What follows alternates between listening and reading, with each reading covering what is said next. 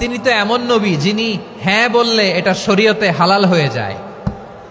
নবীর মুখ দিয়ে যদি বেরোয় হ্যাঁ, নাম, ইয়েস, তাহলে এটা হালাল। ঠিক কিনা বলেন?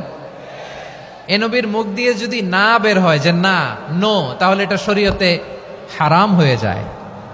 কেমন নবী আমরা পেয়েছি, যিনি হ্যাঁ বললে হালাল, না বললে হারাম, যিনি সাব্বাবা, এই আঙ্গুলি উপরের দিকে উঁচু করলে চাঁদ ভেঙে দুই টুকরা হয়ে যায়, যে নবী জমিন থেকে পা উঁচু করলে আল্লাহর আরশে মেরাজে চলে যায়, এমন নবীর উম্মত আমরা হয়েছি। যে নবীকে বাদ দিলে কোরআন বোঝা যায় না, কারণ এ নবীর উপরই কোরআন নাজিল করেছে কে?